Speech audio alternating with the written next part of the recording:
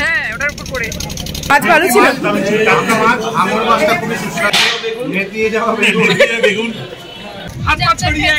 ওটা তোমার বানাবে।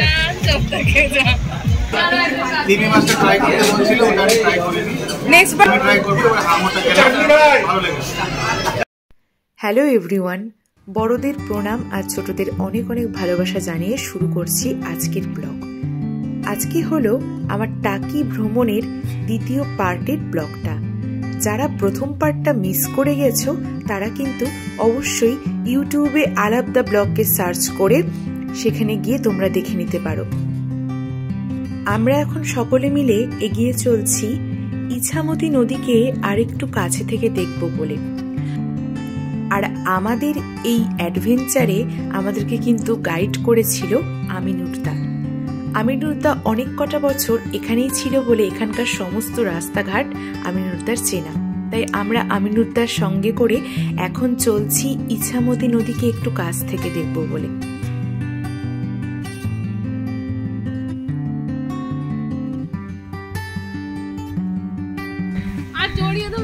মাতে জড়িয়ে ধরলে গুতো ফ্রি, কোনো টাকা দিতে হবে না, আমরা 1 টাকা দেবো। আমি ভুল প্রশ্ন জিজ্ঞেস করেছি, লজ্জা পেয়ে চলে গেছে। মনে মনে বলছি অসভ্য, সামনে দিয়ে করলে সবাই আসবে, তখন ঝামেলা হয়ে যাবে। আমরা করে দেখে পালাই নদীর একদম ধারে যাবো। এই যে এবড়ো খেবড়ো পথ ধরে আমরা প্রায় কিন্তু এসে গিয়েছি। আর দেখতে পাচ্ছ সেদিন এত কুয়াশা ছিল যে ওপারের বাংলাদেশকে ঠিক মতো কিন্তু দেখাই যাচ্ছে না। ইছামতি নদীর বিশেষত্ব হলো এটাই, একপারে ভারত আর একপারে বাংলাদেশ, কেয়াপাতার জঙ্গল। আর এই ইছামতির সৌন্দর্য আমরা সকলে মিলে আরো একটু বেশি করে উপভোগ করেছি এই ব্লগেই। তোমাদের জানতে হলে ব্লগটাকে স্কিপ না করে পুরোটা দেখতে হবে। বন্ধুরা এখন নিজেদের মতো ফটোগ্রাফিতে ব্যস্ত। ও মনরে গাঙে গাঙে সুয়াই পানি হাকি করেছে জীবন কারবানি রে, হাই রে তুই সে আমার মনে পারলাম না বোঝাই।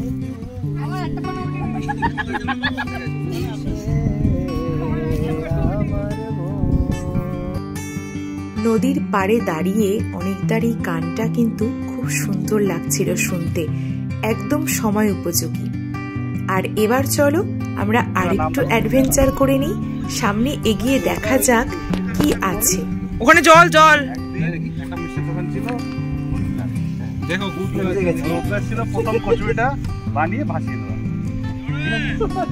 আর একটা লোক বসেছিল, অচেনা লোক, কচুরি পানা কি ভেসে যাচ্ছে না, পানা গেলেট পানা, কচুরি পানা, তার পাশ দিয়ে অ্যাকচুয়ালি এই গাছটা ভেসে যাচ্ছে, এই থেকে নাম হয়তো কচুরি।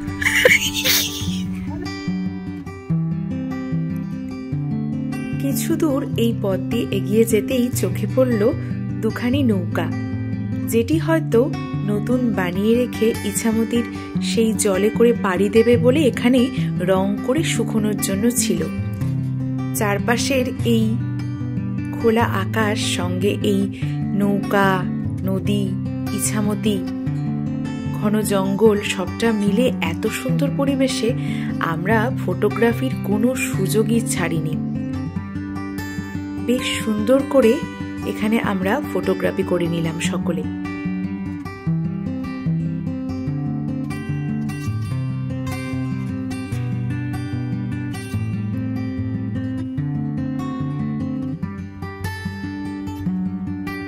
এখান থেকে বেরিয়ে আমরা ঘুরে দেখব টাকির কিছু বিখ্যাত জনপ্রিয় জায়গা।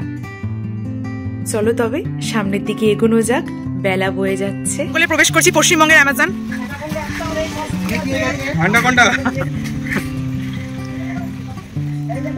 ঘোড়া কোনটা পাওয়া যাবে, ঘোড়া কোনটা কিন্তু পাওয়া যাবে, অ্যানাকোন্ডা না পেলেও। কি বলছো? ধোড়াকন্ডা।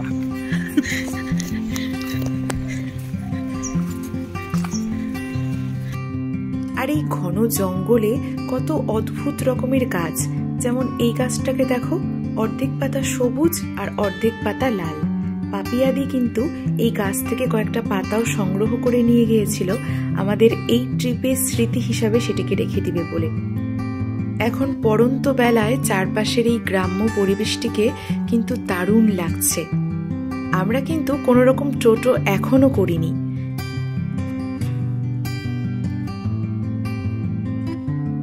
এখান থেকে প্রথমে গিয়ে আমরা একটু লাঞ্চ করে নেব। আর এই যে দেখতে পাচ্ছ, এটি একটি কিন্তু ব্রিটিশ আমলের নলকূপ, যা বর্তমানে সংস্কার করা হবে বলে। এখন আমরা টোটো করে বেরিয়ে পড়েছি আর প্রথমেই চলে এসেছি টাকি রাজবাড়িতে।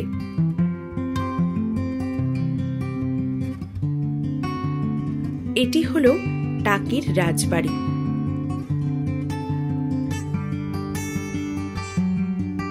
যা অনেক যুগ থেকেই ইতিহাসের সাক্ষী।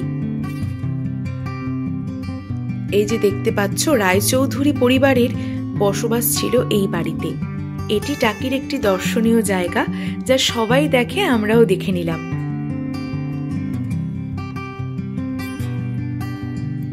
এখানে সেই আমলে বলির ব্যবস্থা করা হতো। এবার চলো তাড়াতাড়ি ফিরে লাঞ্চটা সেরে।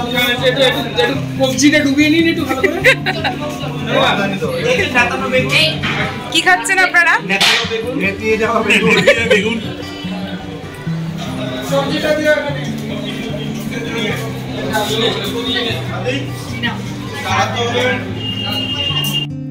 আর এবার আমরা খেতে বসে গিয়েছি। ডাল, বেগুন ভাজা, গন্ধরাজ লেবু, একটা সবজি, আর ছিল ভেটকি মাছ। আমরা অর্ডার করেছিলাম ভেটকি মাছ। টাকির এই গেস্ট হাউসের খাবার দাবার কিন্তু ভীষণ সুন্দর। এর আগেও যখন আমি একবার টাকিতে এসেছিলাম তখন ব্লগ করতাম না, আমরা কিন্তু এখানেই খাবার খেয়েছিলাম। তোমরা যদি টাকিতে ঘুরতে আসো তাহলে কিন্তু আমি সাজেস্ট করব সরকারি গেস্ট হাউসের খাবারটাই খাবে লাঞ্চ হিসাবে। আশা করি তোমাদেরও খুবই ভালো লাগবে। আর এখন আমরা ইছামতির বাঁধ ধরে এগিয়ে চলছি সামনের দিকে। আর প্রকৃতির পড়ন্ত বেলার শোভা দেখে মুগ্ধ হয়ে ফটোগ্রাফি করছি। দেখো কি সুন্দর লাগছে। ফাইনালি আমরা এখন এসে পৌঁছেছি যেই জায়গাটায়, সেটি হলো নৌকা ভ্রমণের জায়গা। অর্থাৎ এখান থেকেই ইছামতি নদীতে নৌকা ভ্রমণ করা যায়। চলো তবে আমরাও টিকিট কেটে নিয়েছি, এখন নৌকায় উঠে পড়ি।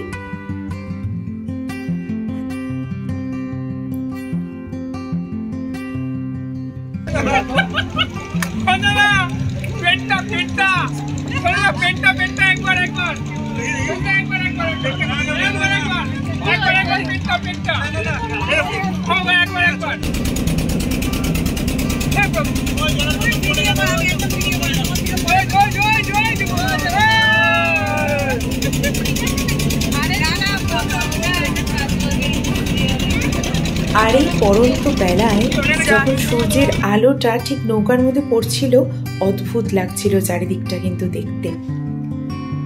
খুব মজা করেছি এই নৌকা ভ্রমণে ইছামতির জলে।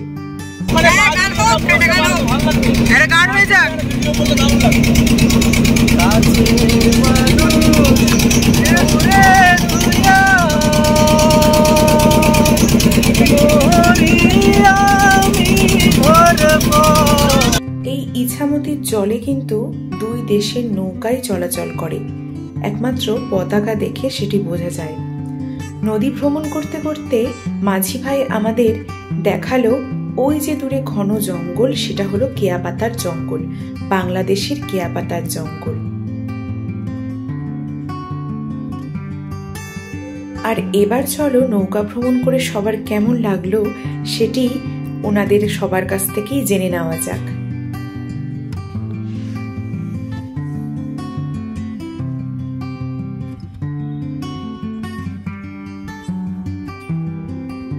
লাগছে? দারুণ লাগছে। শুরু হয়নি, কেমন লাগছে?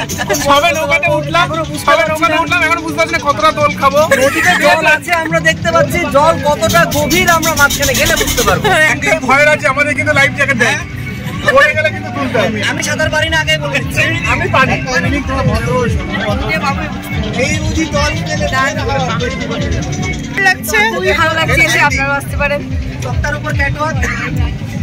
আরে যে আমাদের ক্যাটওয়াক মামুনি, এবার দেখি একটু তক্তার উপরে ক্যাটওয়াক হয়ে যাক। মামুনিকে কার মাছের পিসটা বেশি বড় ছিল, আরেকটু হেলতে হবে এরকম। আর আমাদের সালমান খান কি বলছে? চুপ আছে, কিছু বলছে না। চুপ আছে। ওটা তোমার বানাবে। আমাদের নৌকা ভ্রমণ প্রায় শেষ। ওদিকে সূর্য প্রায় ডোবার পালা।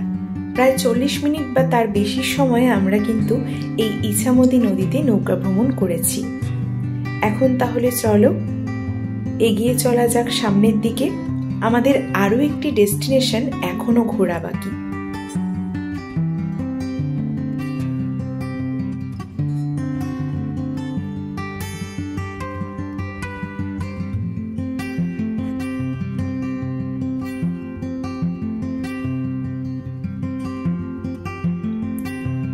আমরা এখন চলে এসেছি টাকি ইকো পার্কে।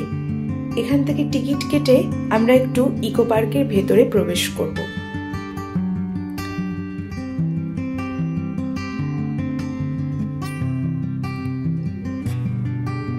যেরকম পার্ক হয় আর কি সব জায়গায়, সেরকমই একটা পার্ক, সাজানো গোছানো। বোটিং করার একটা জায়গা আছে, আর রয়েছে মাছের অ্যাকোরিয়াম, আর রয়েছে কিছু পাখি, টার্কি, এই সমস্তই। তো এখান থেকে আমরা গোটা পার্কটা একবার ঘুরবো, আর তারপরে কিন্তু আমাদের আজকের মতো টাকি ভ্রমণ পালা শেষ হবে। তোমাদের যদি আজকের ব্লগের কিছু ভালো লেগে থাকে তাহলে একটা লাইক করে দিও। যারা আমার পরিবারের নতুন বা প্রথমবারের জন্য আমাদের ভিডিও দেখছো, তারা আলাপ দ্য ব্লগকে সাবস্ক্রাইব করে আমাদের সাথে থেকো, পাশে থেকো।